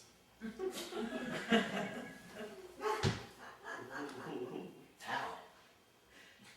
I deserve to die. I'll decide that. Just what have you done? Wait, I didn't do anything. She blinked off. Who? You don't know her. We went back to her place. When? Where? What? We went on a date. We went back to her place. Who is she? You don't know her. What does she look like? Still don't know her. Did she have nice tits? Just tell me about her tits. That doesn't matter. Just tell me. They were fine. Okay. Just fine?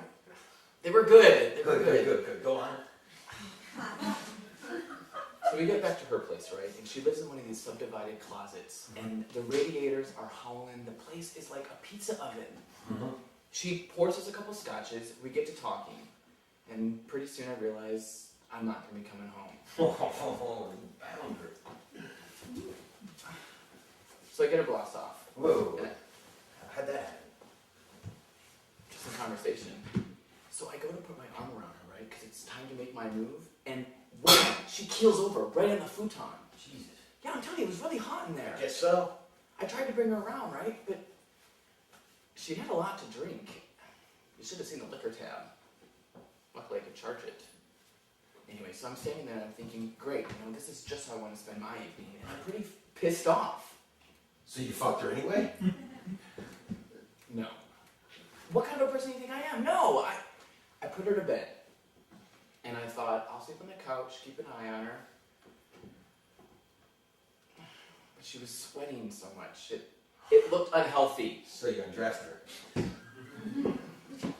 took her shoes off is all. I took her shoes off. And she had a pair of tights on and I took those off too. And then you fucked her. I thought, what the hell, I don't want to sleep on the bed, I just... So I crawled into bed with her and... I don't know. I felt like... I walked home afterwards, 16 blocks, 3 in the morning, I wanted someone to kill me. You know what's really scary?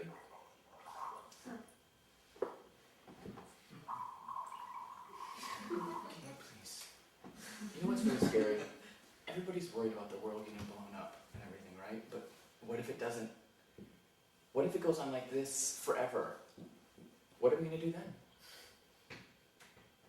What? You sly dog, you, huh? What? What an operator, huh? You old dog. I feel awful. Oh, drop the Hamlet routine, Phil. Did you speak to her yet? Yes. She called me, she apologized for falling asleep, and said maybe we could go out again. And nothing about... No! So you had fun, you covered your ass, no one found out. What's the problem? Don, Lisa, just like to wish you the very best in luck, life, and happiness. May all your future days be as beautiful as today. Cheers.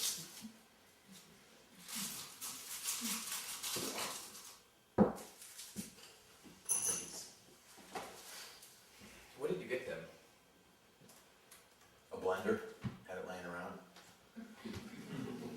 I wish I had thought of that. I got them a cheese wheel. What? A cheese wheel.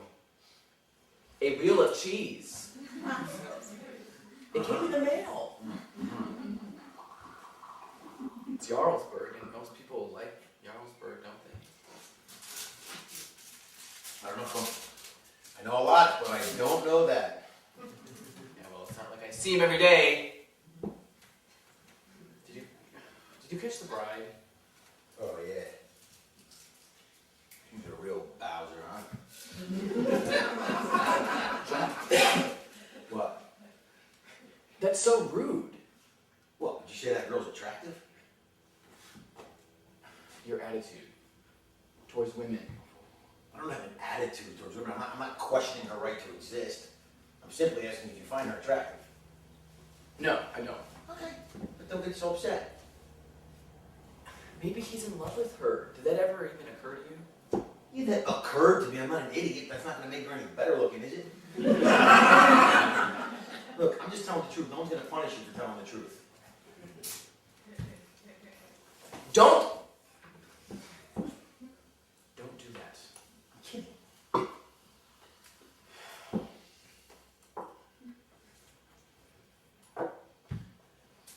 You still working at that place?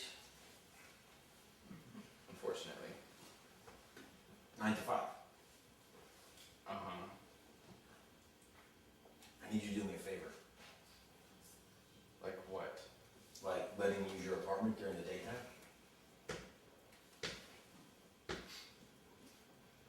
Okay.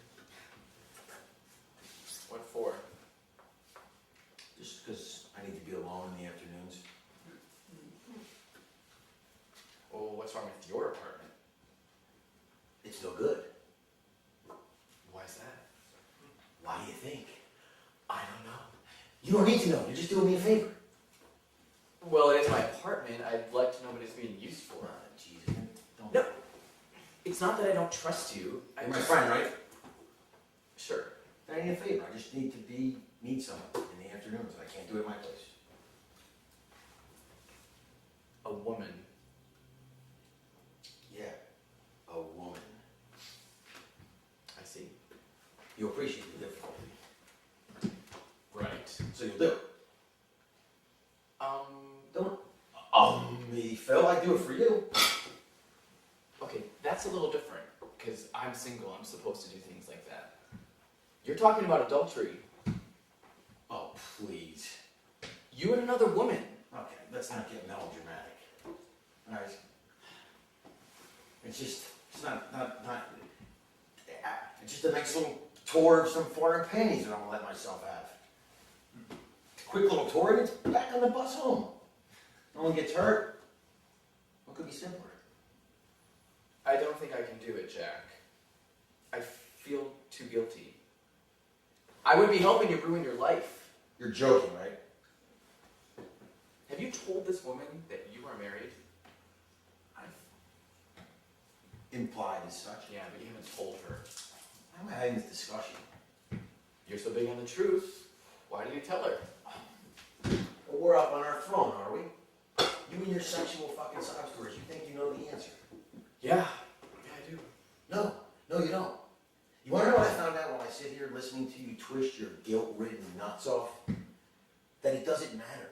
Nobody cares, Phil. Nobody's watching, nobody's heating up a pitchfork, and nobody's taking notes. So don't tell me I'm doing something wrong, because I decided I'm doing something wrong. And I decide there is nothing wrong. Yes, I'm actually going to commit adultery. I'm actually going against the 10 Commandments. And as long as I don't get caught and I'm careful, I don't really give a shit. Nothing's happening. Where's the lightning?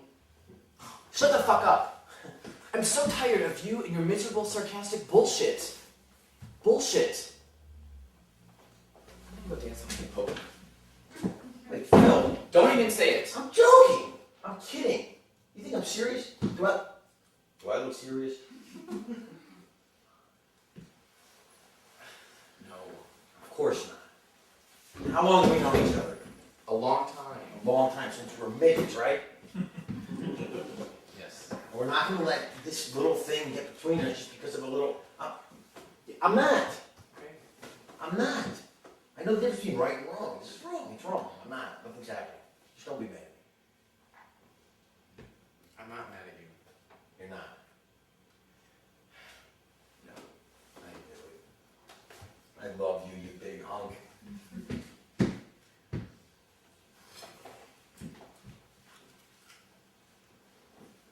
So I can have the apartment, right? What kind of answers? Oh, come on, I'll make my own arrangements. You know nothing, you fucking child.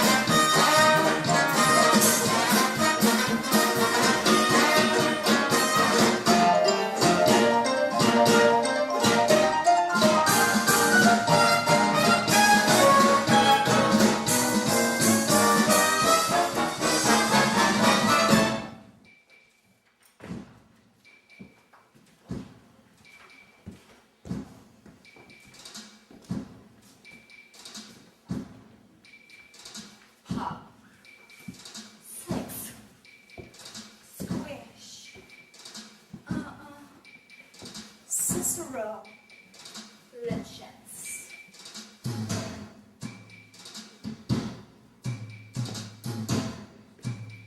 And now, the 6 merry murderesses of the Cook County Jail in their rendition of the Cell Block Tango.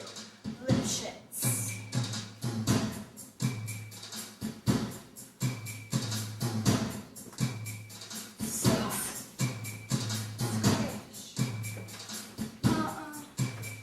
Cicero. Legends. Hop, six, squish. Cicero. Legends. Hop, six, squish. Cicero. Legends. Hop, six, squish. Cicero. Legends. He had it coming. He had it coming. He only had himself to blame. If you'd have been there, if you'd have seen it, I bet you would have done the same.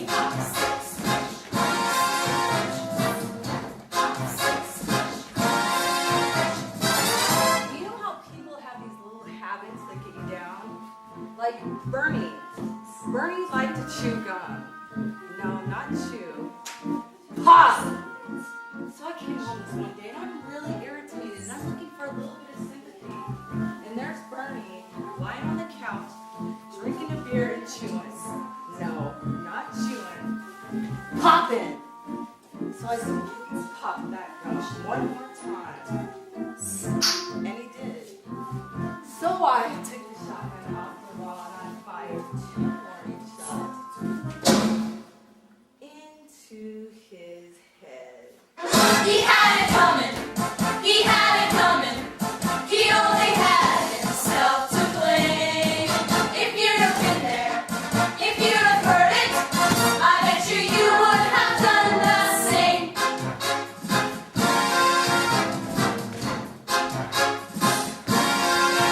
I met this comedian from Salt Lake City about 2 years ago. He told me he was single. We hit it off right away. So we started living together.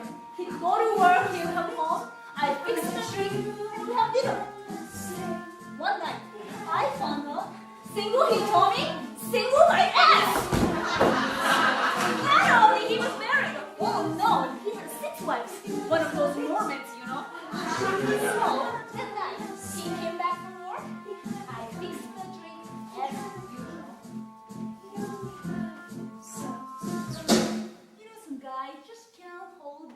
arsenic. He had it coming. He had it coming. Sister Lish, he took the flower. And then he used it. And he abused it. It was a murder, but not a farce. So there I was, standing in the kitchen, cutting up the chicken for dinner, just minding my own business, when in storms my husband Wilbur in a jealous rage. You didn't screw up the milkman, he said. He was crazy. He kept screaming, "Ah, you didn't screw up the milkman!" Well, he ran into my knife. Yeah, he ran into my knife 10 times. If you'd have been there, if you'd have seen it, I bet you would have done the same. Девочки, посмотрел, как я что-то начал купить. Ты мне глазки тумфе. Ты не нагрос. Marital boyo. Namtdo. Mi mojo self-forgivenza. Provokum. A den skändig mig med razni. Dynamitallig mig. Yeah, but did you do it? Not guilty. My sister Veronica and I had still left, and my husband Charlie traveled around with us. Now for the last act, we did 20 erotic tricks in a row. 1, 2, 3, 4, 5, split, sprang, backflip, front flip, one right after the other. So this one night, we stayed at the Hotel Cicero. The three of us watching, having a few laughs, and we ran out of lives.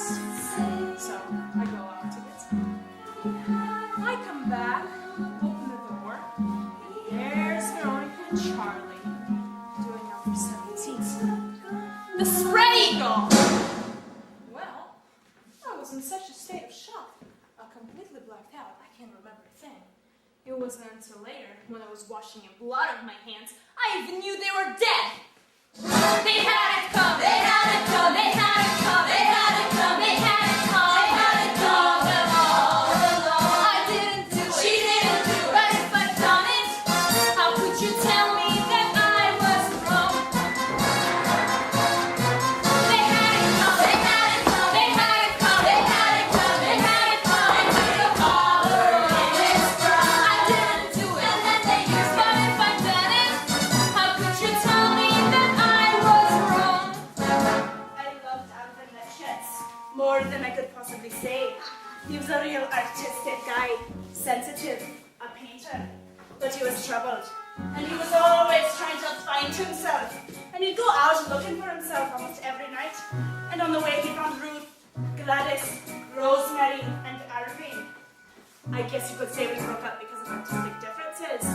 He saw himself as alive, and I saw him dead. The dirty bum, bum, bum, bum, the dirty bum, bum, bum, bum. 8 years.